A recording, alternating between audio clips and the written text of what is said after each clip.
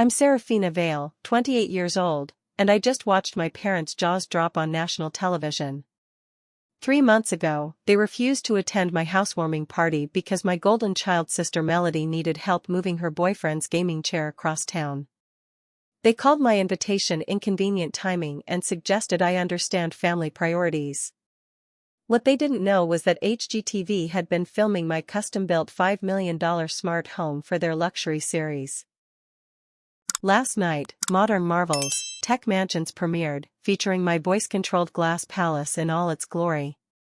But before we dive into how my family's favoritism backfired spectacularly, I need to know, where are you watching from today? If you're ready for a story about family karma coming full circle, smash that like button and hit subscribe because this tale of sibling rivalry and sweet vindication is just getting started. The morning that changed everything started like any other Tuesday. I was in my home office, reviewing architectural blueprints for my next client, when my phone buzzed with a text from Mom. "Seraphina, we won't be able to make it to your little party this weekend. Melody needs help with something important." My little party. That's what she called the housewarming for the home I'd spent 2 years designing and building from scratch. The home that represented everything I'd worked for since graduating from MIT with dual degrees in architecture and computer engineering. The home that featured innovations I'd patented myself, from the AI-powered climate control system to the self-sustaining energy grid that made it completely carbon neutral.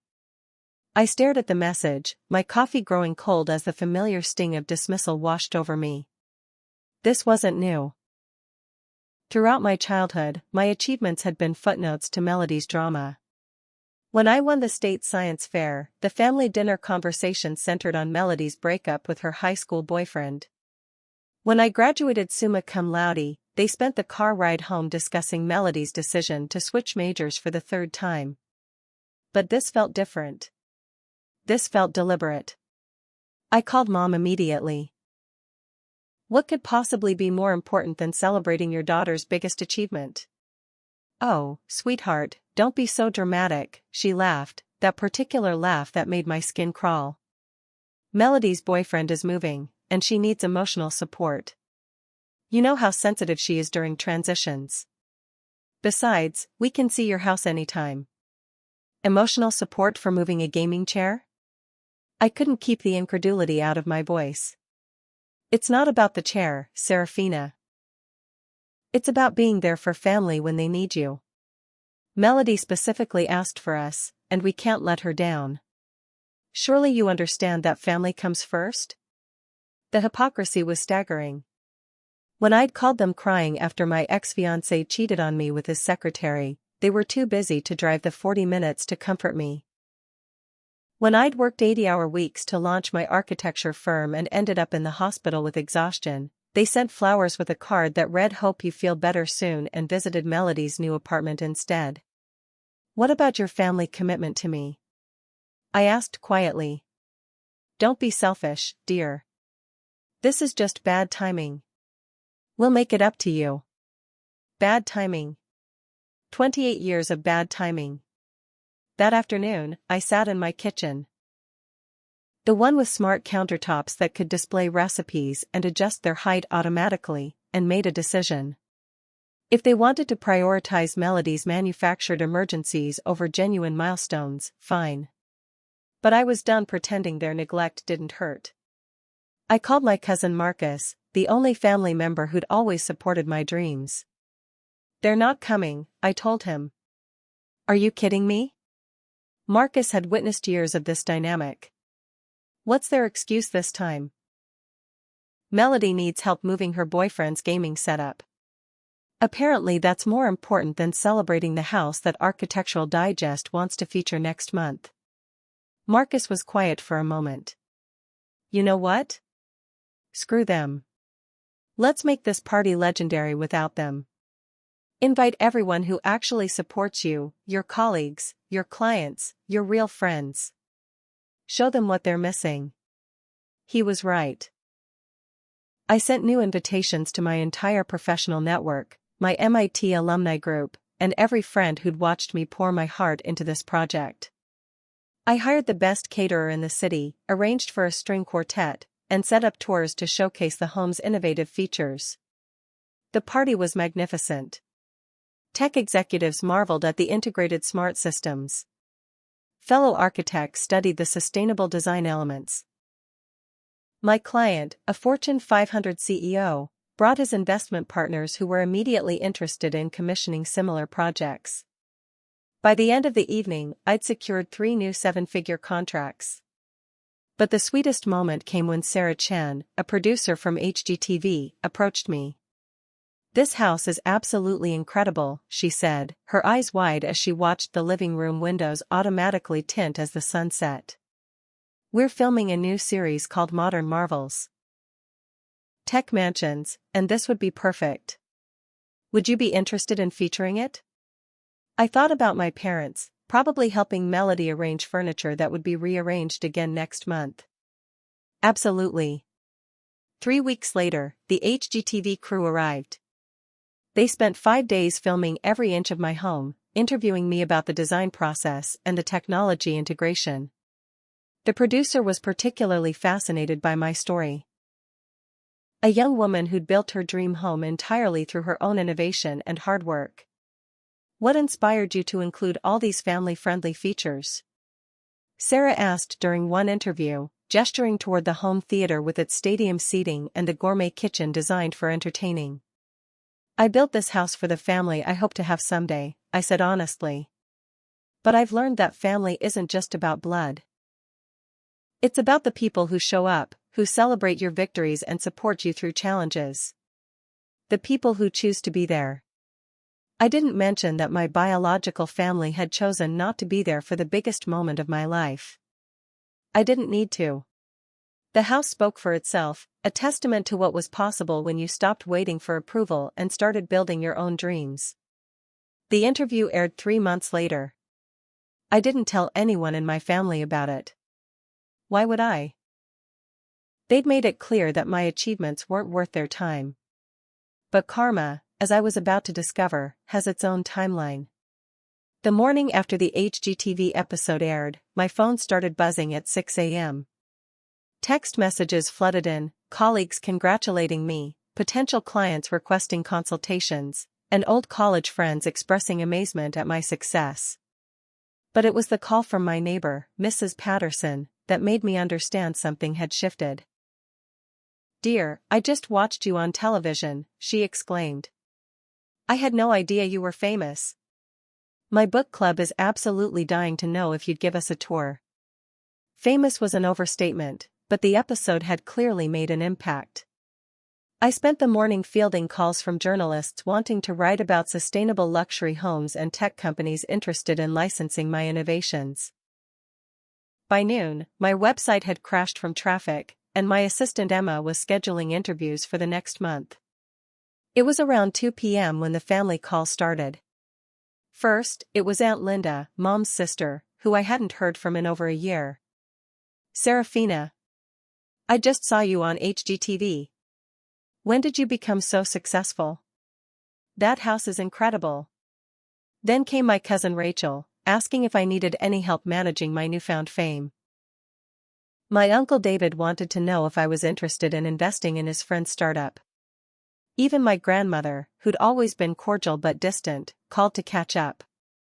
But the most telling call came from Melody herself. "Sarah," she squealed, using the childhood nickname I'd asked her to stop using years ago.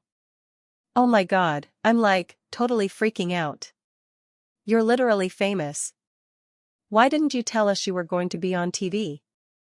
"Hello, Melody," I said evenly.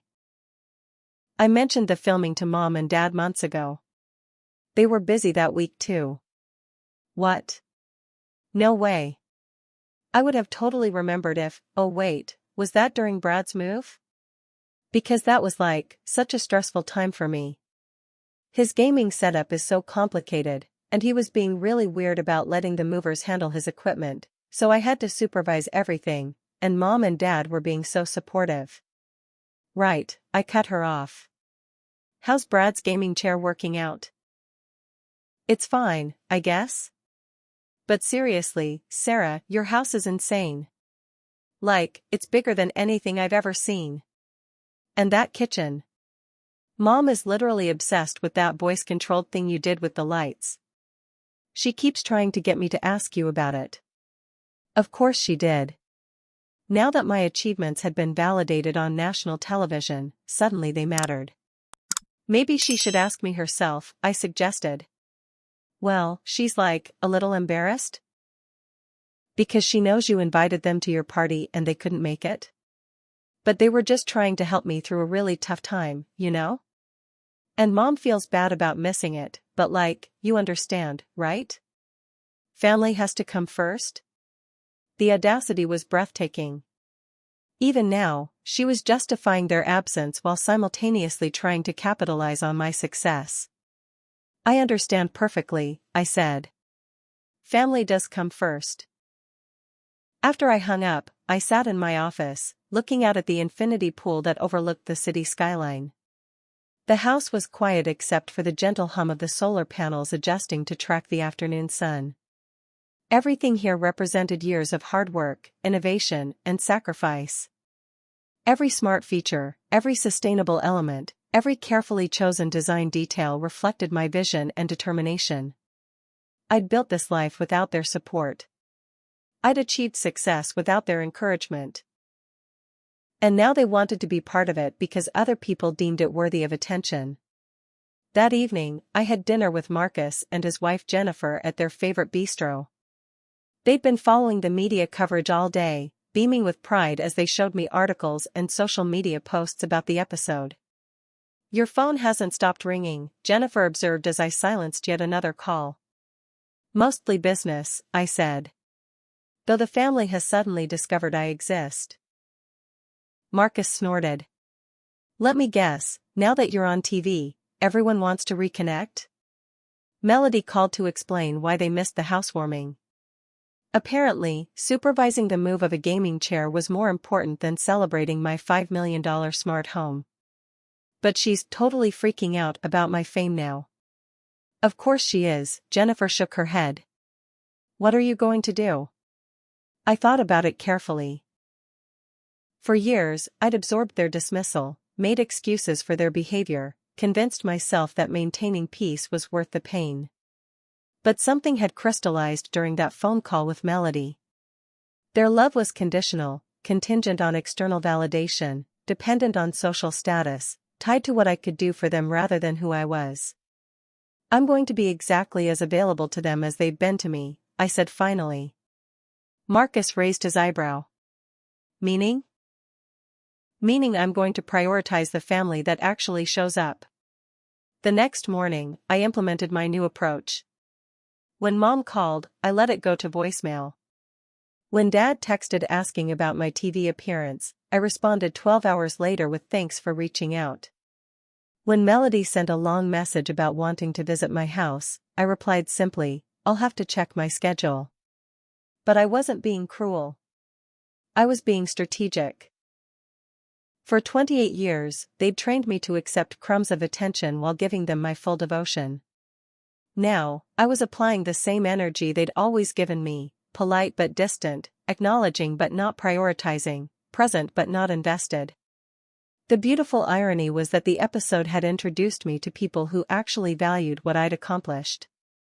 Dr. Maria Santos, a sustainable technology researcher, reached out about collaborating on eco-friendly building innovations.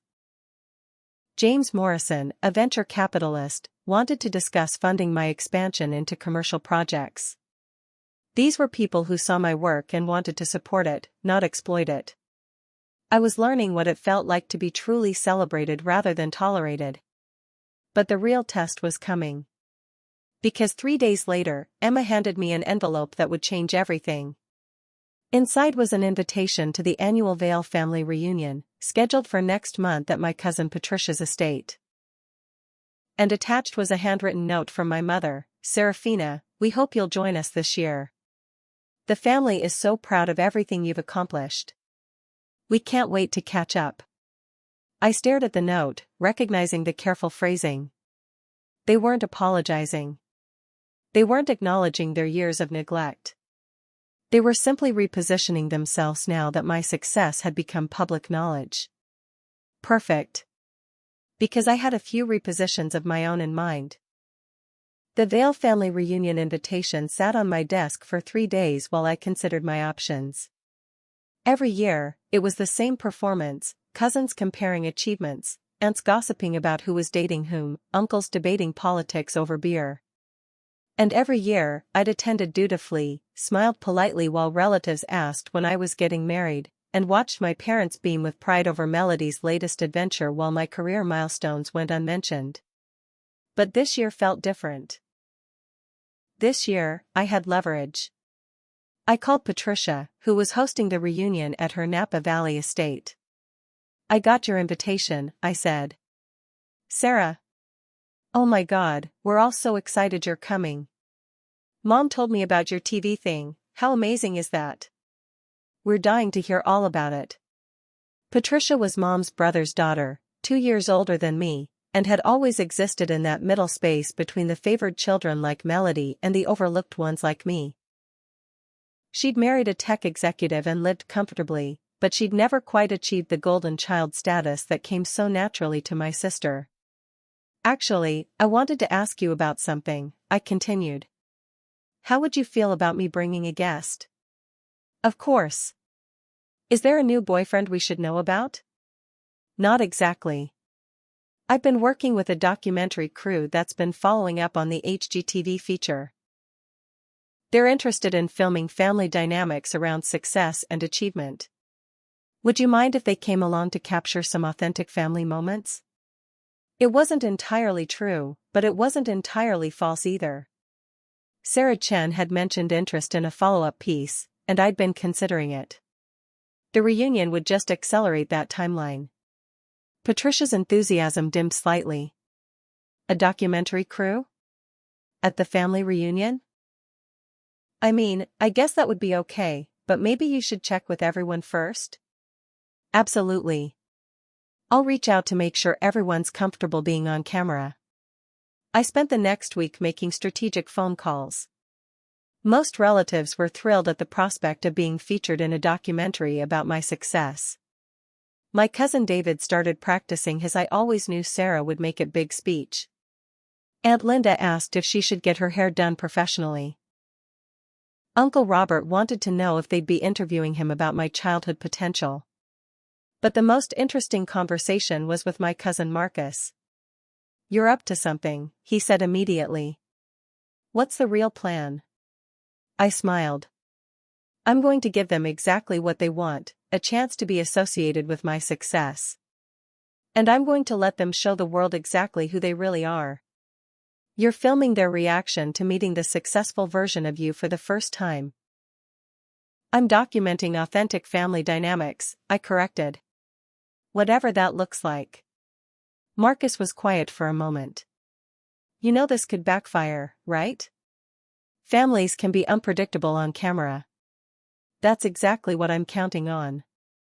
The next part of my plan required some professional help. I contacted Sarah Chen and proposed the follow-up documentary idea. It would explore how success changes family relationships, I explained. The before and after of achieving the American dream.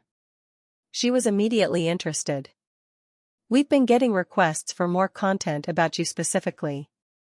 Viewers loved your story. This could be perfect for our new series about innovation and family. There's one catch," I added. "The family doesn't know about the deeper purpose. They think it's just a celebration piece." "Even better. Authentic reactions make for better television." With the documentary team secured, I turned to the final element of my strategy. I hired Elena Rodriguez, a publicist who specialized in tech entrepreneurs, to help manage the media attention that had been growing since the HGTV episode. Elena's job was to attend the reunion as my media manager and to document everything from a professional perspective. "What exactly are you hoping to accomplish?" Elena asked during our strategy session. "I want to see if my family's newfound interest in my success is genuine or performative," I said. "And I want it documented so I can make informed decisions about my relationships going forward." Elena nodded approvingly. Smart. You're creating accountability. They can't gaslight you about their behavior if it's recorded. The week before the reunion, I received a flurry of calls from family members who'd suddenly remembered my existence. Melody wanted to coordinate outfits so we'd look good together on camera. Mom asked if I needed any help preparing for the interview questions.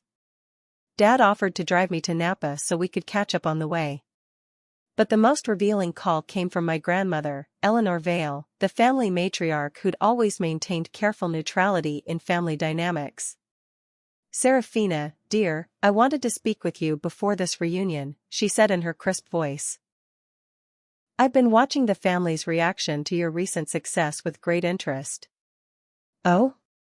I think you should know that your mother has been telling everyone about how supportive she and your father have been of your career. She's been quite vocal about always believing in your potential. My grip tightened on the phone. Has she?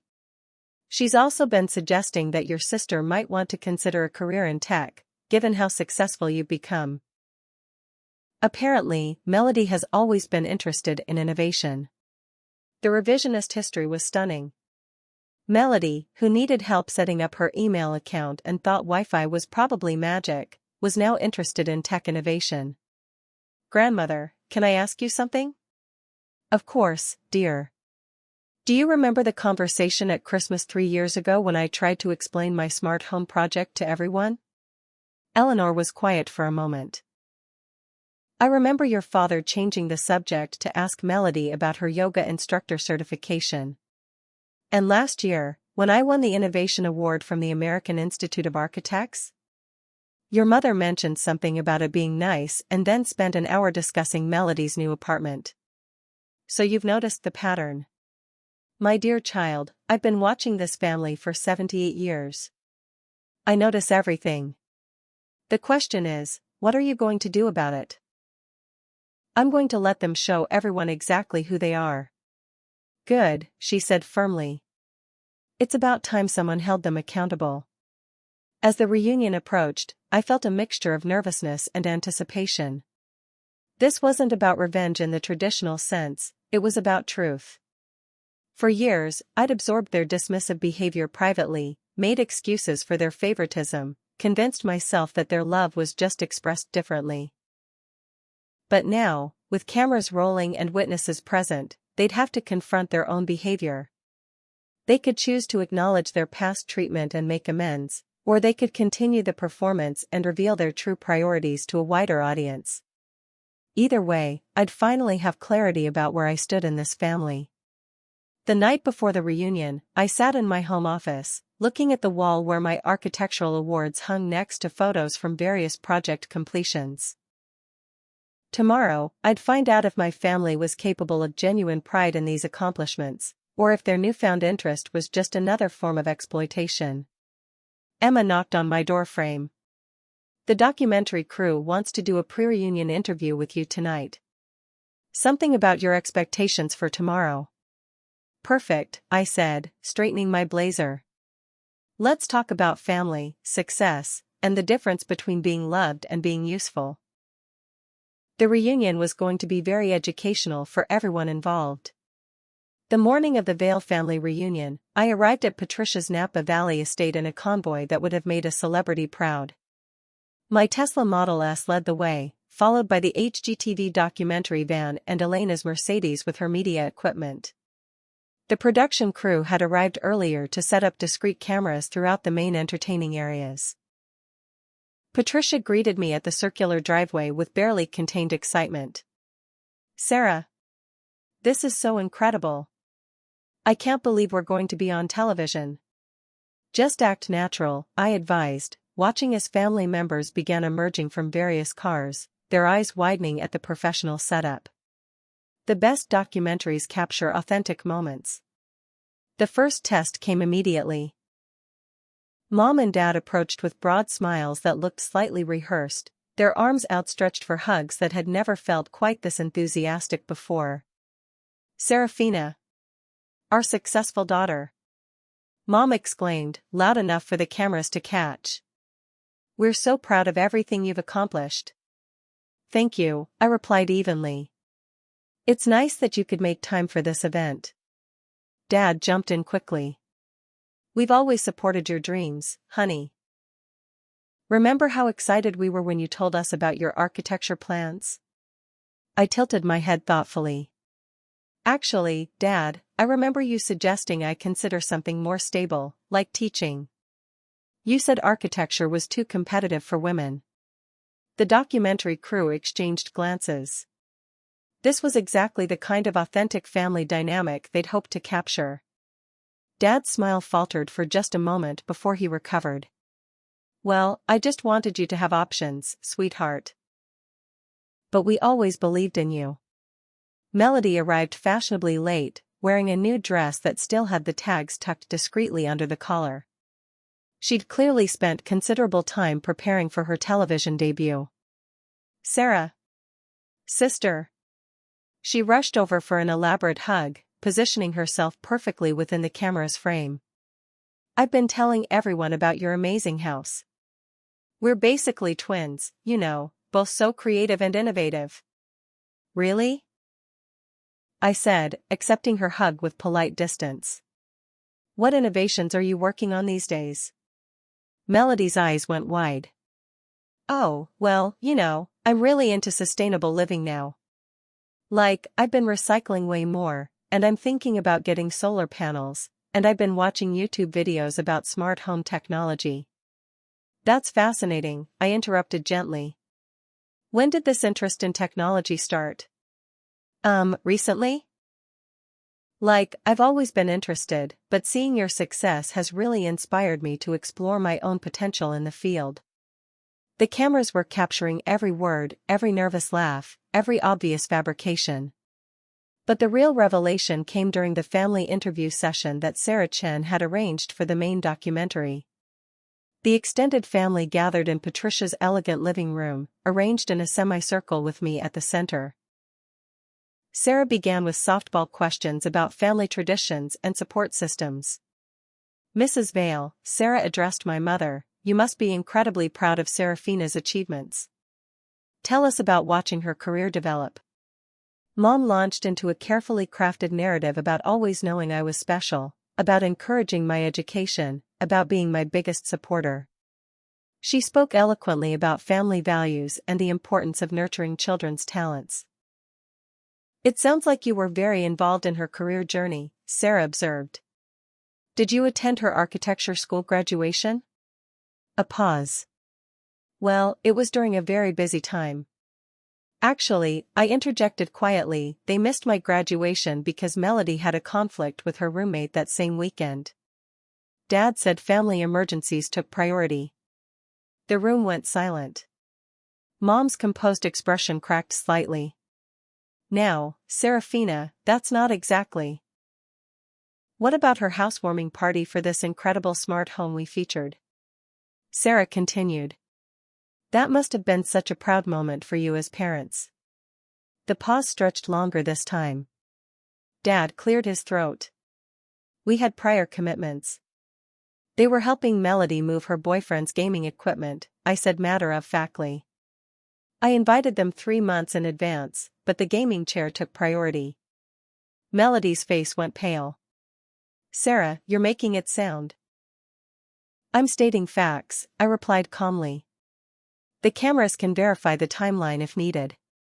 Sarah's journalistic instincts kicked in.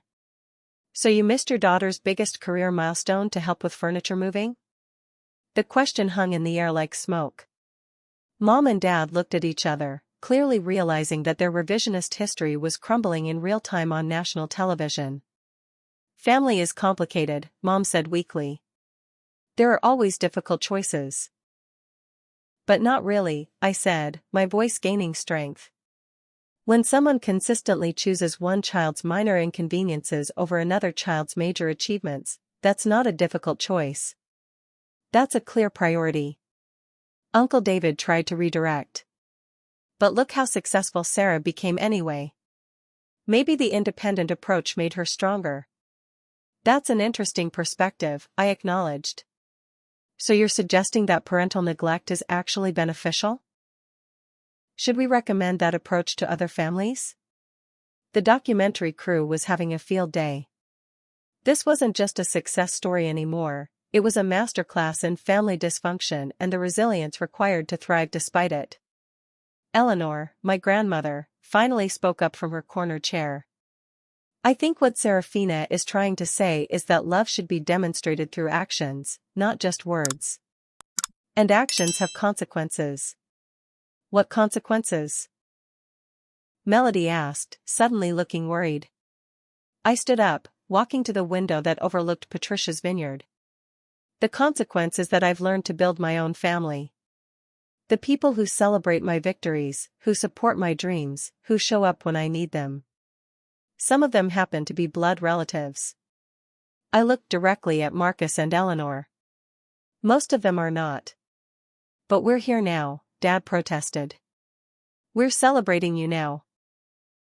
You're celebrating the external validation of success that you refused to acknowledge when it was private, I corrected. There's a difference between loving someone and loving what they can do for your social status. Sarah leaned forward.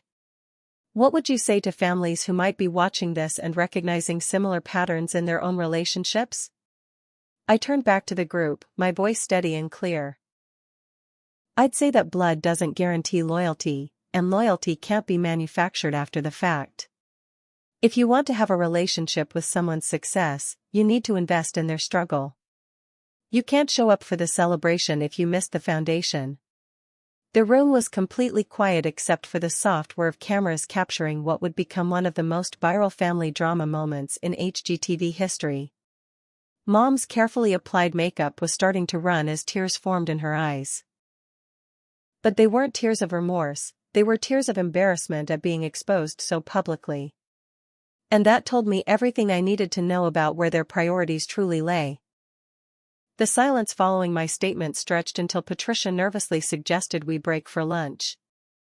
As the cameras stopped rolling and family members dispersed awkwardly across the estate, the real conversations began.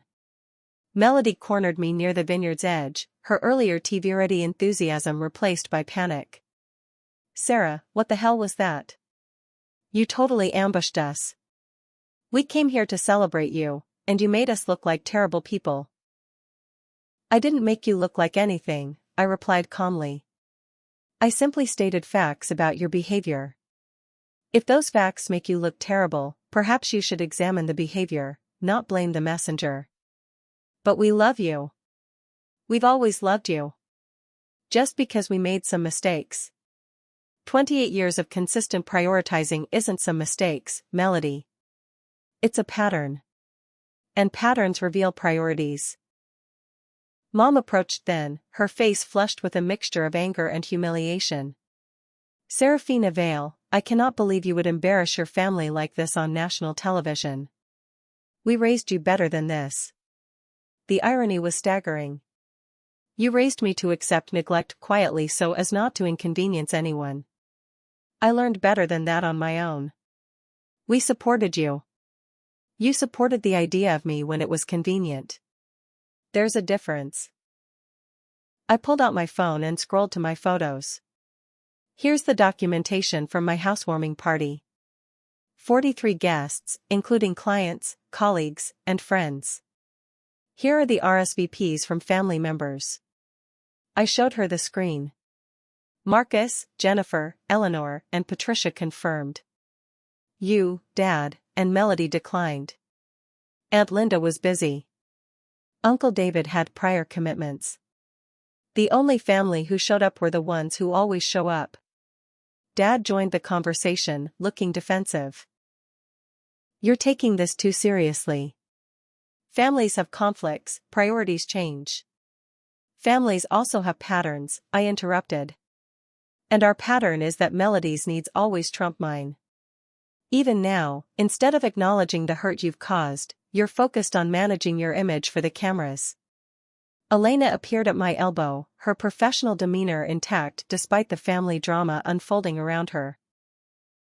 Seraphina, the documentary team would like to conduct individual interviews with family members now. Are you comfortable with that? I nodded. This was where the real truth would emerge, when family members had to speak individually, without the ability to coordinate their stories or hide behind group dynamics. Over the next 2 hours, Sarah Chen conducted separate interviews with each family member. I wasn't present for these sessions, but Elena kept me updated on the general tone.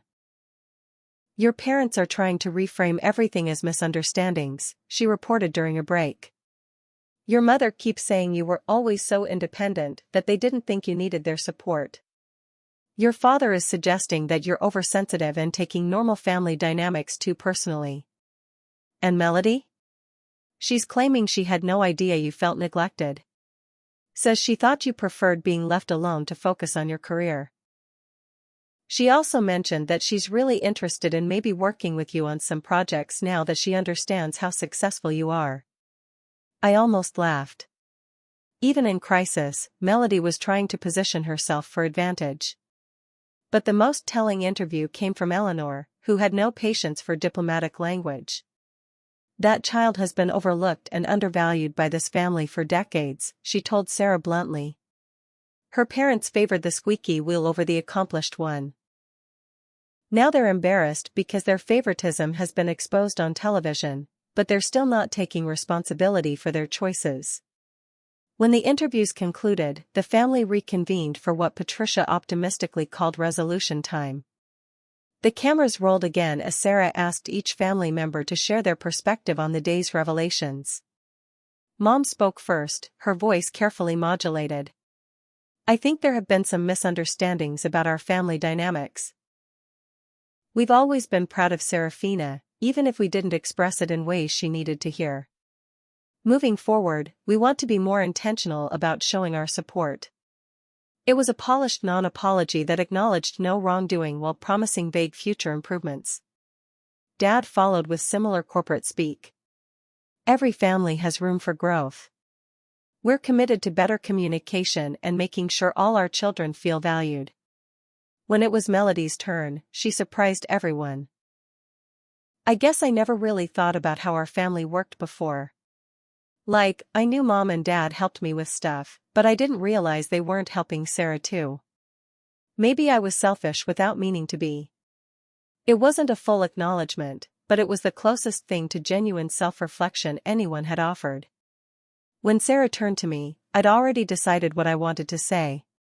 "I appreciate everyone's responses, but I'm more interested in actions than words at this point. Today has been very clarifying for me.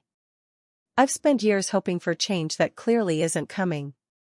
Now I can stop hoping and start accepting reality." "What does that mean for your family relationships?" Sarah asked.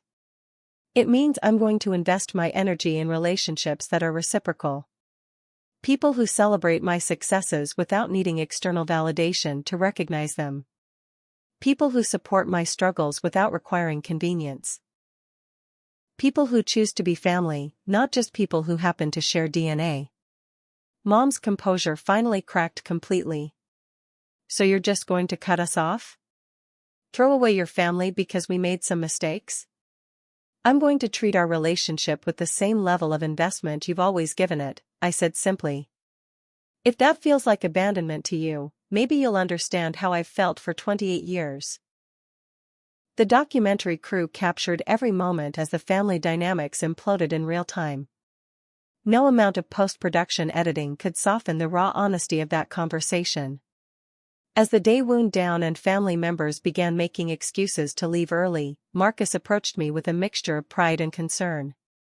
"You know they're going to blame you for embarrassing them publicly, right? This isn't going to magically fix anything." "I'm not trying to fix anything anymore," I replied. "I'm trying to accept what is, instead of hoping for what could be." Today proved that their love is conditional on convenience and social status. That's useful information. Patricia hugged me goodbye with genuine emotion. "I had no idea it was this bad, Sarah. I'm sorry I never noticed." "You weren't supposed to notice. That was part of the system, keeping the dysfunction invisible so no one had to address it." As I drove away from the estate, Elena riding shotgun and the documentary crew following behind, I felt something I hadn't expected: relief. Not satisfaction or revenge, but simple, profound relief. The truth was finally visible, documented, undeniable. Whatever happened next would be built on clarity instead of false hope. And clarity, I was learning, was a form of freedom. 6 months after the Vale family reunion documentary aired, my life had transformed in ways I never anticipated. Modern Marvels, Family Dynamics became HGTV's most watched episode of the year, spawning countless social media discussions about family favoritism and the courage required to speak truth to toxic dynamics. The immediate aftermath was exactly what Marcus had predicted. Within hours of the episode's premiere, I received angry texts from various family members accusing me of destroying the family reputation and airing dirty laundry for attention. Mom sent a particularly bitter message: "I hope you're happy now that you've made us look like monsters to the entire country." But for every angry family member, there were thousands of strangers who reached out with their own stories of family neglect and conditional love. My social media flooded with messages from people who said watching me speak my truth had given them permission to address their own family dysfunction. Dr. Sarah Martinez, a family therapist from UCLA, contacted me about participating in a research study on sibling favoritism and its long-term psychological effects. "Your documentary has sparked conversations we've been trying to have in therapeutic settings for years," she explained. "Would you be willing to share your experience in an academic context?" The business opportunities were equally transformative. 3 major tech companies approached me about consulting on family-friendly smart home innovations. A publishing house offered me a book deal to write about resilience and building chosen families. Most significantly, I was invited to speak at the annual conference for the American Institute of Architecture about overcoming professional obstacles while managing family rejection. But the most meaningful changes were personal. Marcus and Jennifer invited me to spend Thanksgiving with their family, an invitation I accepted gratefully. Sitting around their dining table, surrounded by people who genuinely enjoyed my company and celebrated my achievements, I finally understood what healthy family dynamics felt like. "Eleanor, my grandmother, called me every Sunday now. I should have spoken up years ago," she admitted during one of our conversations. "I watched them dismiss you and told myself it wasn't my place to intervene. That was cowardly of me." "You spoke up when it mattered most," I assured her. "Your support during the documentary gave me strength." "What are your plans for the holidays this year?" she asked. "Your parents have been asking if you'll be at Christmas dinner." I considered this carefully. "Are they asking because they miss me, or because my absence would be noticeable to the extended family now that I'm famous?" Eleanor chuckled. "You know the answer to that, dear. Then you know my answer too." Patricia had reached out several times, apologizing for not recognizing the family patterns earlier and inviting me to smaller, more intimate gatherings. I'd accepted a few of these invitations, appreciating her genuine efforts to build a real relationship rather than a performative one. The most surprising development came from an unexpected source.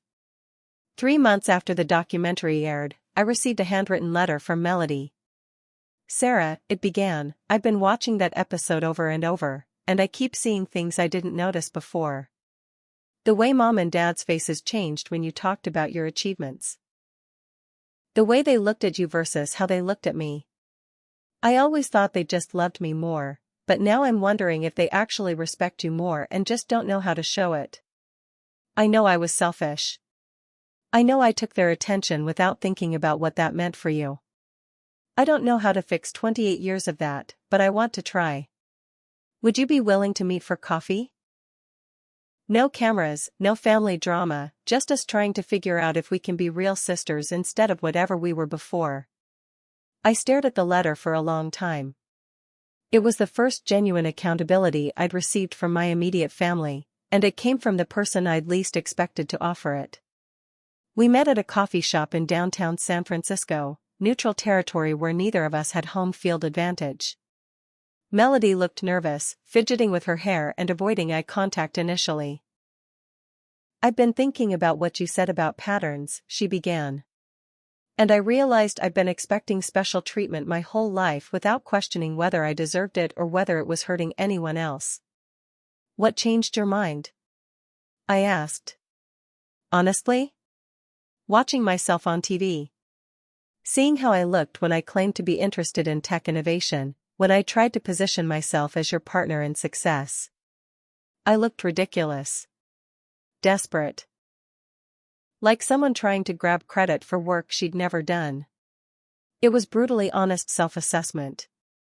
I also started paying attention to how mom and dad treat other people, she continued. My friend Jessica pointed out that they do the same thing with their friends, they're only interested in people who can do something for them. I never noticed it before because I was benefiting from it.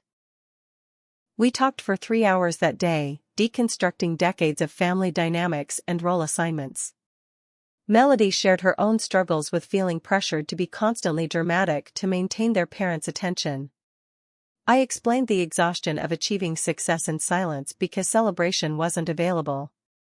Can we try being actual sisters? She asked as we prepared to leave. Not competing for approval or attention, just supporting each other's real lives? It was a tentative beginning, but it felt authentic in a way our relationship never had before. The documentary had a lasting impact beyond our family as well. HGTV commissioned a follow-up series called Truth and Consequences, real family stories featuring people who'd confronted long-standing family dysfunction. I served as a consulting producer, helping other families navigate the process of speaking their truth on camera. Mom and dad never apologized directly, but they did stop calling. The absence of their conditional attention was surprisingly peaceful. Without the constant hope for acknowledgement that would never come, I found energy for relationships that actually nourished me. On the first anniversary of the documentary's airing, I hosted a dinner party at my smart home for everyone who'd supported me through the process.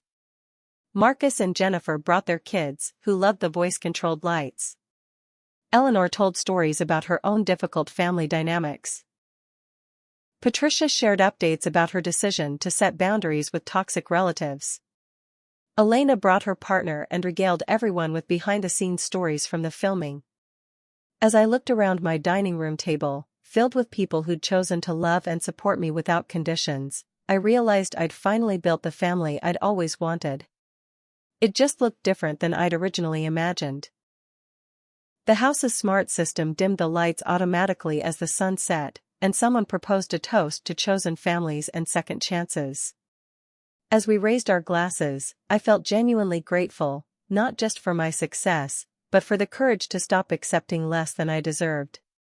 Sometimes the greatest gift you can give yourself is the truth, even when it's uncomfortable.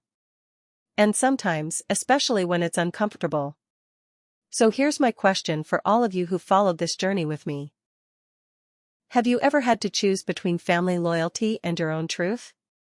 Have you experienced that moment when you realized that blood doesn't guarantee love, and love doesn't require blood?